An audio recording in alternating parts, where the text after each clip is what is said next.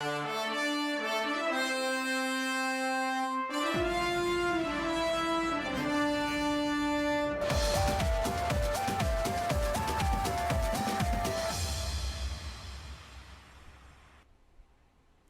स्वागत है आप सभी का। मैं हूं आपके साथ सपना। सीएम योगी गोरखपुर के दौरे पर हैं। बीते दिन सीएम योगी ने गोरखनाथ मंदिर के दर्शन कर रात्रि प्रवास भी किया। आज सुबह मंदिर परिसर में सीएम योगी ने जनता दरबार लगाया, जहां सीएम योगी जनता दरबार में आम जन की फरियादें सुनी। उन्होंने लोगों की समस्याएं सुनी और अधिकारियों को निर्देशित किया। सीएम ने कहा कि जल्द से जल्द जन समस्याओं का निस्तारण संवेदनशीलता और तत्परता से किया जाए।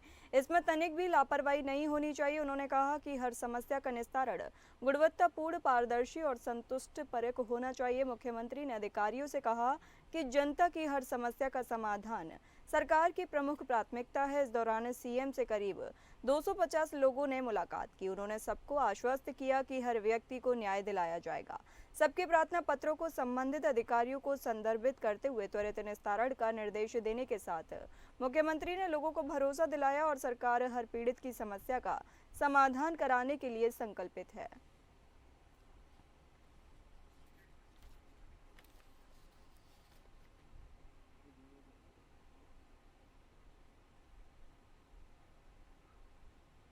एक लाख के इनामिया सिराज अहमद पुलिस की नजर से दूर है। सूबे के मुख्यमंत्री योगी आदित्यनाथ भले ही अपराधियों पर कार्रवाई करने के लाख दावे करे, लेकिन उनके ही भाजपा नेता अपने मुख्यमंत्री की किरकिरी करवाने से बाज नहीं आ रहे हैं। ये मामला सुल्तानपुर जिले का है, जहां आजाद हत्याकांड में फरार चल रहा है।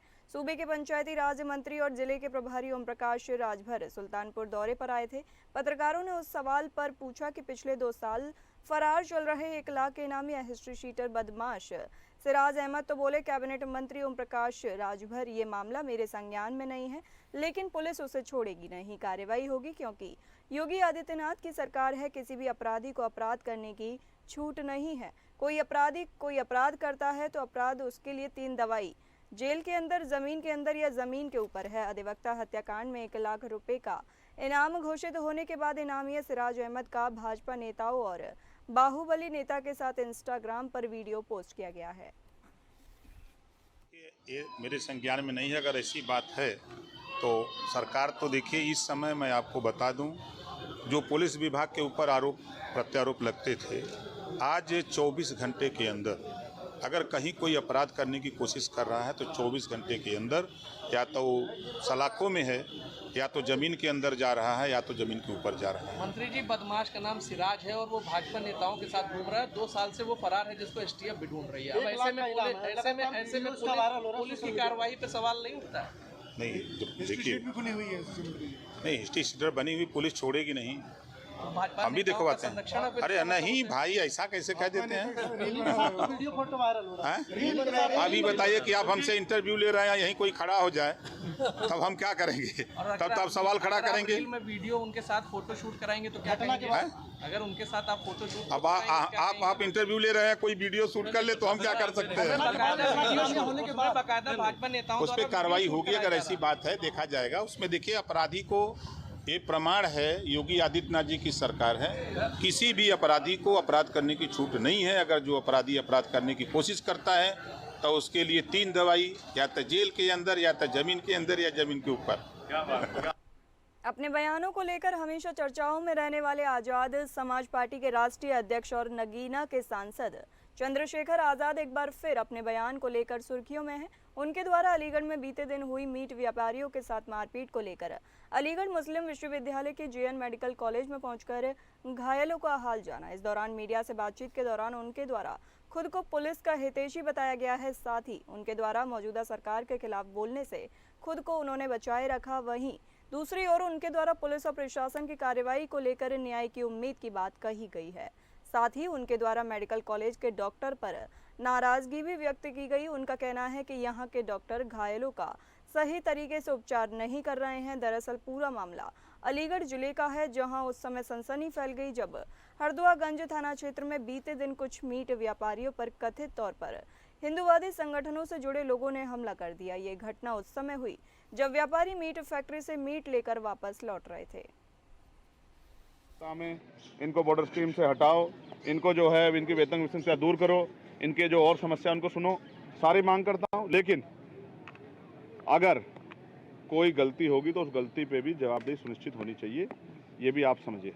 कई मामलों में क्रॉस एफआईआर हुए। एक जितना ज़्यादा उदाहरण हमारे पूर्व जो है मंत्री जी महेंद्र सिंह चौधरी जी, इनके बेटे का, इन्हीं को मारपीट हुई। वीडियो में वो लड़का दिख रहा है, उसके गले में चैन है, उसने एफआईआर लिखवा दी कि साहब मेरी चैन लूट रही। आप बताइए क्या मजाक चल रहा है? थाने में खड़े होकर वो मीडिया से बात कर रहा है। ये इस तरह से अगर पुलिस कार्रवाई करेगी तो न्याय से भरोसा उठ जाएगा।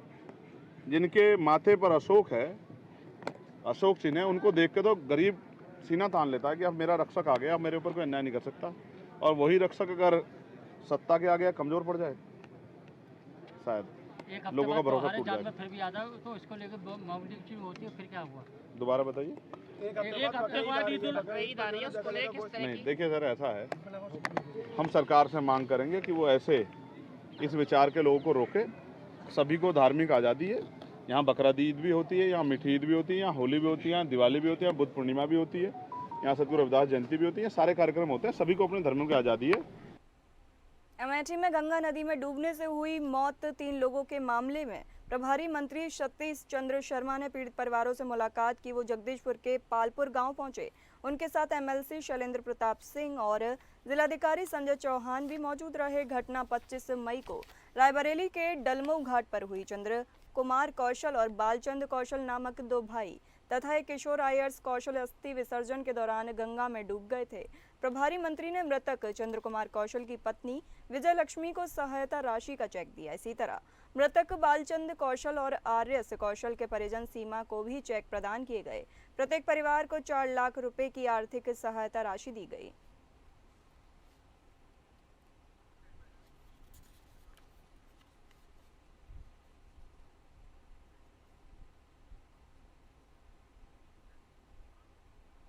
बलरामपुर के हरैया थाना क्षेत्र और 12वां रेंज के अंतर्गत केसरगंज ईंट भट्टे के समीप सशस्त्र सीमा बल के जवानों ने बड़ी कार्रवाई करते हुए सागौन की लकड़ी से लदे एक ट्रक को पकड़ा है। ट्रक से 216 बोटा कीमती सागौन की लकड़ी को पकड़ा है, जिसे अवैध रूप से काट कर एकत्रित किया गया था और किसी अन्य स्थान पर ले जाने की कोशिश की जा रही थी। इसी कार्रवाई के दौरान मौके पर मौजूद वन विभाग के अधिकारियों की भूमिका को लेकर कई गंभीर सवाल खड़े हो रहे हैं। जानकारी के अनुसार एसएसबी जवानों को लंबे समय से इस क्षेत्र में अवैध लकड़ी कटान और तस्करी की सूचना मिल रही थी। बीते 6 महीने से इस पर निगरानी भी की जा रही थी। जब ट्रक में लदी सागौन की लकड़ी को एक स्थान से दूसरे स्थान पर ले जाने की कोशिश की जा रही थी, तभी एसएसबी ने छापा मारते हुए ट्रक को पकड़ लिया। कार्रवाई के दौरान मौके पर 12वां रेंज के वन दरोगा सूरज पांडे और वन रक्षक आशीष कुमार भी मौजूद थे। बताया जा रहा है कि जिस समय लकड़ी लादी जा रही थी, लेकिन एसएसबी के पहुंचने के बाद वहां वन दरोगा सूरज पांडे भी मौके से हट गए। वहीं वन रक्षक आशीष कुमार मौजूद रहे। जब उनसे इस मामले में सवाल किया गया तो उन्होंने जवाब दिया कि ये लकड़ी अन्य स्थान से लाई गई है और इसे वहां से ले जाया जा रहा था। एक ट्रक की टीपी इशू हुई थी और वो ट्रक भट्टे के पास लोड होना था, परंतु टेढ़ी परास से परमिट थी। परमिट के अगेंस्ट कोई अवैध पातन नहीं पाया गया था। लोड हुआ, परंतु इसमें जो है दूसरे ग्राम सभा में लोड हुआ, जिसमें 3/28 उसमें कायम होना चाहिए और बाकी 276 बोटे का कागज था, परमिट टीपी थी और 216 नग उसको लोड किए गए। ट्रक संख्या 2147T9292 पर लोड करके ले जाया जा रहा था। किसकी लकड़ी थी सर? सागौन की लकड़ी थी, जो परमिट शुदा लकड़ी थी, परमिट शुदा टीपी शुदा लकड़ी थी। एक तरफ प्रधानमंत्री सेना के जवानों को ऑपरेशन सिंदूर का नाम दे रहे हैं, वहीं यूपी पुलिस उन सेना के जवानों को अपमान करते हुए नजर आ रही है। भाजपा सैनिकों के प्रति एक तरफ देश में तिरंगा यात्रा निकाल रही है, वहीं देवरिया पुलिस जवान का अपमान करते हुए नजर आ रही है। ताजा मामला देवरिया के सदर कोतवाली में सेना के जवान का अपमान किया गया है। देवरिया सदर रेलवे स्टेशन पर वाहन चेकिंग के दौरान सेना के जवान और सीओ सिटी के बीच नोकझोंक के बाद ये बड़ा बवाल खड़ा हो गया। बताया जा रहा है कि चेकिंग के दौरान किसी बात को लेकर सेना के जवान और सीओ सिटी के बीच कहासुनी हो गई।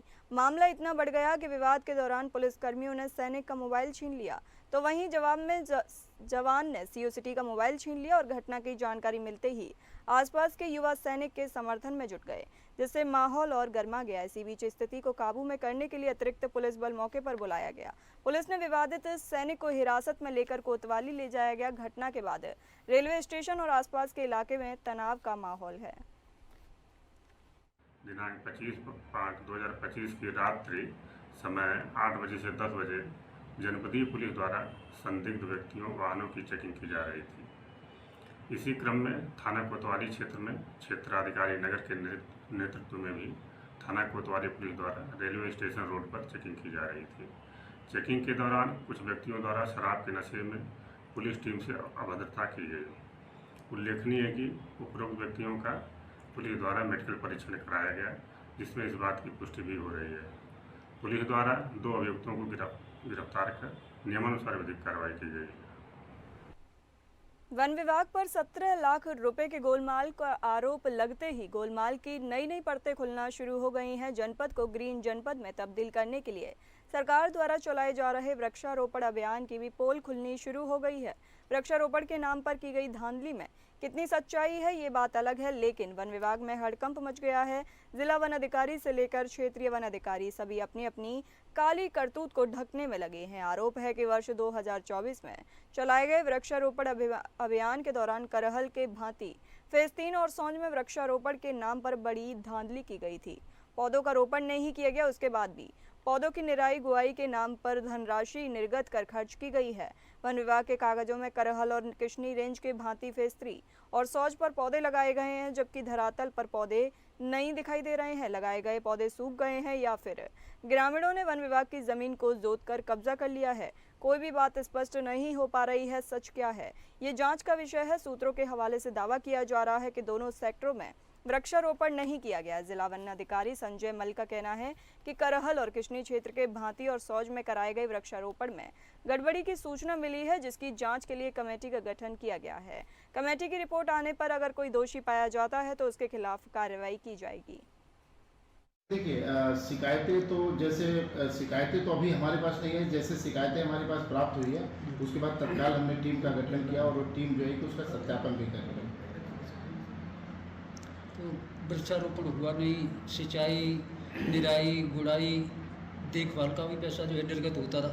नहीं, पैसे तो देखिए जो शासन से पैसे आते हैं वो पैसे हम रेंज अफसरों को देते हैं और हमारे रेंज अफसरों की पूरी जिम्मेदारी है कि वो इन पौधरोपणों की देखभाल करे। अगर किसी रेंज अफसर ने अगर इस तरह की गड़बड़ किया है, कोई अगर मामला प्रकाश में आता है तो जो भी कठोरतम कार्रवाई होगी उन पर किया जाएगा। अच्छा, ये आपके संज्ञान में कब आया कि वृक्षारोपण हुआ लेकिन पौधे खत्म हो गए? नहीं, ये हमारे संज्ञान में देखिए भांति वाला तो हमारे संज्ञान में करीब 15 दिन पहले का एक प्रकाश में आया है कि वहाँ पे कुछ स्थलों पे भांति के कुछ स्थल तो हमने देखे, कुछ स्थल ठीक भी है जहाँ ग्वाली के चूँकि 5-6 स्थल है तो हो सकता है उन स्थलों पे हम न जा पाए हों। तो वहाँ पे हमें जैसे शिकायत प्राप्त हुई हमने तुरंत वहाँ पे जांच टीम का गठन कर दिया। कहने के लिए तो बलरामपुर जिला खुले में शौच से मुक्त है, लेकिन जिले के सुदूर इलाकों में रहने वाले लोग आज भी खुले में शौच को जाने के लिए मजबूर हैं। ये हाल तब है जब जिले के सभी 5 नगरीय और 793 ग्रामीण इलाकों में सामुदायिक शौचालय का निर्माण लाखों की लागत से करवाया गया है।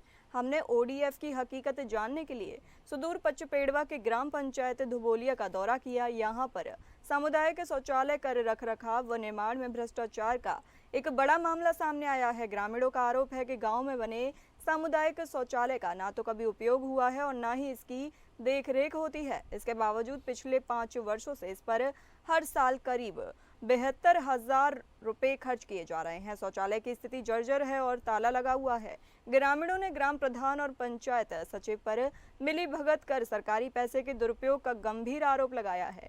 गांव के लोगों का कहना है कि करीब 5 वर्ष पूर्व सामुदायिक शौचालय का निर्माण 4 लाख की लागत से कराया गया था। उस समय निर्माण अधूरा था, जिसके बाद में मौजूदा ग्राम प्रधान ने पूरा कराया, लेकिन शौचालय चालू कभी नहीं किया गया।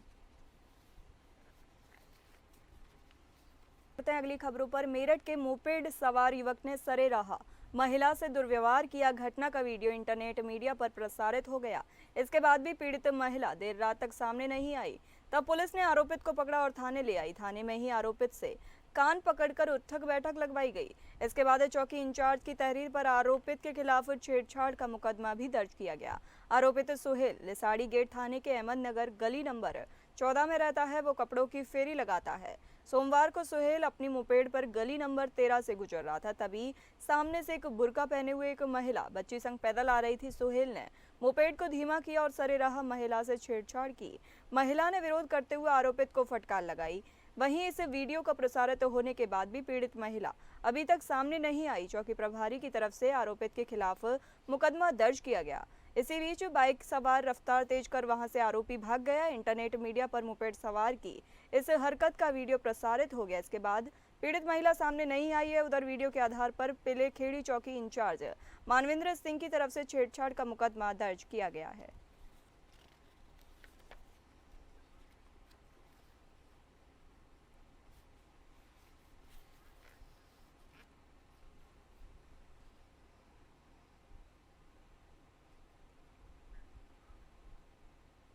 हमीरपुर जिले की सरीला तहसील के चिकासी गांव के ग्रामीणों की पैमाइश को लेकर धरने पर बैठे हैं। कलेक्टर परिषद के गोल चबूतरे में चकबंदी होने के बाद होने वाली पैमाइश को लेकर लोगों ने धरना दिया। सैकड़ों की संख्या में ग्रामीणों ने धरना प्रदर्शन किया। ग्रामीणों ने बताया कि चकबंदी विभाग की लापरवाही के चलते पैमाइश नहीं की जा रही है, जबकि हाई कोर्ट ने 4 महीने के अंदर विभाग को पैमाइश करने का आदेश जारी किया है। ग्रामीणों का कहना है कि समय से खेती की नाप नहीं होने के कारण गांव के किसान अपनी खेती की जुताई नहीं कर पा रहे हैं, जिससे आने वाली फसल प्रभावित होगी। जब तक गांव में नाप शुरू नहीं की जाती, धरना प्रदर्शन इसी प्रकार हम लोग करते रहेंगे।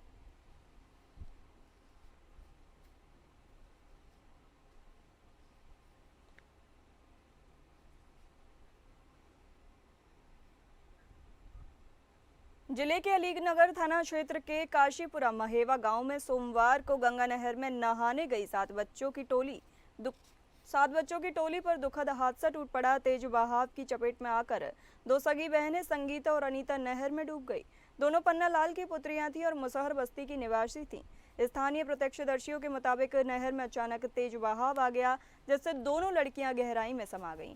बाकी 5 बच्चों ने किसी तरह जान बचाकर बाहर निकलकर शोर मचाया, जिससे पूरे गांव में अफरा तफरी मच गई। सूचना पर अलीनगर थाना प्रभारी विनोद मिश्रा पुलिस टीम के साथ मौके पर पहुंचे, लेकिन ग्रामीणों ने आरोप लगाया कि पुलिस शुरुआत में केवल मूकदर्शक बनी रही और राहत कार्य में सक्रियता नहीं दिखाई। ग्रामीणों ने ही अपनी जान जोखिम में डालकर रेस्क्यू शुरू किया। घटना की गंभीरता को देखते हुए फायर ब्रिगेड की टीम भी मौके पर पहुंची, लेकिन तेज बहाव के कारण बचाव कार्य में भारी दिक्कतें आ रही हैं।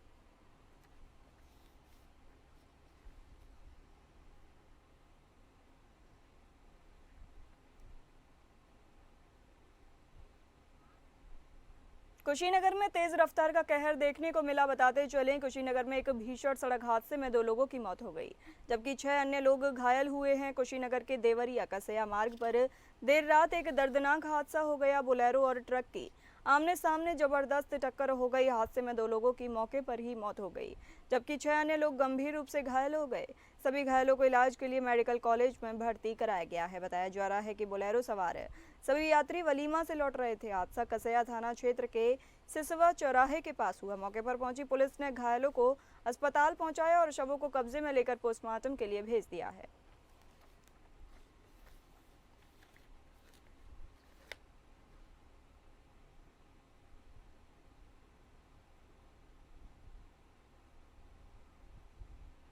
पीलीभीत पुलिस को बड़ी सफलता हाथ लगी है। बता दें, पीलीभीत पुलिस अपराधियों की धरपकड़ के लिए लगातार विशेष अभियान चला रही है।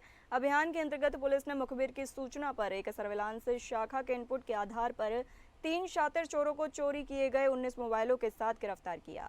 फ्लिपकार्ट कंपनी से ग्राहकों द्वारा कैंसिल किए गए मोबाइल ऑर्डर के रास्ते से चोरी कर धोखाधड़ी करने वाले 3 शातिर चोरों से थाना सुनगढ़ी पुलिस के द्वारा चोरी किए गए 19 मोबाइलों को बरामद कर तीनों चोरों को गिरफ्तार किया गया है।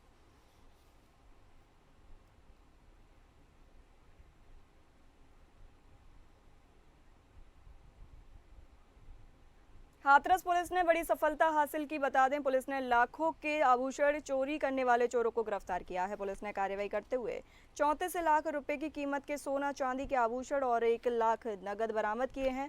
पुलिस अधीक्षक चिरंजीव नाथ सिन्हा ने बताया कि चोरी की जानकारी मिलते ही एसओजी टीम को इसके खुलासे के आदेश दे दिए गए थे। 100 से अधिक सीसीटीवी इंटेलिजेंस आदि की मदद से चोरी की घटना को अंजाम देने वाले 2 चोरों को गिरफ्तार किया गया है।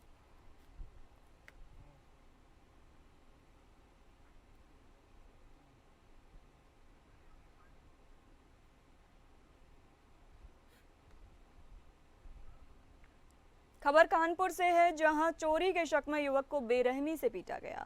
मारपिटाई का वीडियो सोशल मीडिया पर वायरल हो रहा है। युवक की लाइव वीडियो के तस्वीर आप देख सकते हैं, आपका दिल झकझोर उठेगा। दरअसल ये वीडियो यूपी के कानपुर देहात का है, जहां होटल संचालक और कर्मचारियों ने एक युवक को चोरी के शक में बेरहमी से पीटा और पिट रहे युवक के द्वारा शोर भी मचाया गया, मगर होटल संचालक इतने गुस्से से लाल था कि उसने पीटना बंद नहीं किया। बहरहाल ये वीडियो अकबरपुर कोतवाली क्षेत्र के संतोष स्वीट हाउस से वायरल हुआ है और ये घटना बीती रात की बताई जा रही है।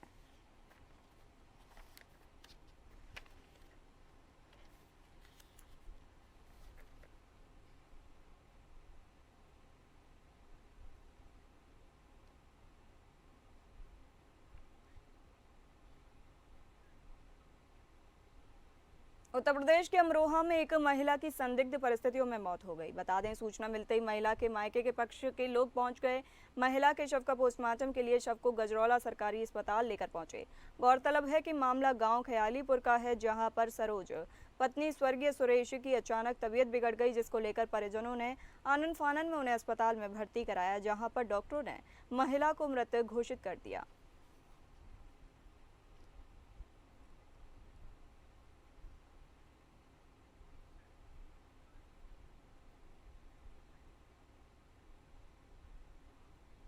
उत्तर प्रदेश के गाजियाबाद में हिस्ट्री शीटर कादिर को पकड़ने गई पुलिस को कांस्टेबल सौरभ की हत्या के बाद प्रशासन एक्शन मोड में है। इस मामले में पुलिस ने अब तक 5 से अधिक आरोपियों को पकड़ लिया है। दिल्ली से सटे गाजियाबाद में एक बदमाश को पकड़ने गई पुलिस पर बदमाशों ने हमला कर दिया। बदमाश कादिर के 8 से 10 बदमाश दोस्तों ने पत्थरबाजी के साथ ही गोलीबारी शुरू कर दी और पकड़े गए बदमाश को भी छुड़ा लिया।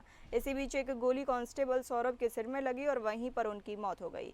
ये पूरा घटनाक्रम जिले के मसूरी थाने के अंतर्गत आने वाले नाहल गांव का है, जहां नोएडा फेज 3 थाने की पुलिस टीम बदमाश कादिर उर्फ मंटा की तलाश में गई थी। मंटा को पुलिस वालों ने पकड़ा और चल पड़े, लेकिन इससे पहले कि पुलिस की टीम वहां से निकल पाती, मंटा के 8 से 10 साथियों ने पुलिस पर जानलेवा हमला कर दिया।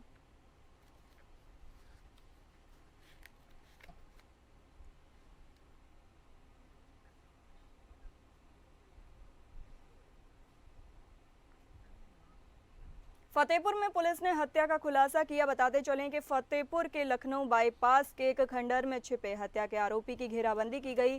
पुलिस और हत्यारोपित के बीच मुठभेड़ हो गई। मुठभेड़ में आरोपी के पैर में गोली लगी। हाफ एनकाउंटर कर पुलिस ने 1 सप्ताह पहले हत्या कर फरार आरोपी को तमंचे और गोली के साथ गिरफ्तार किया।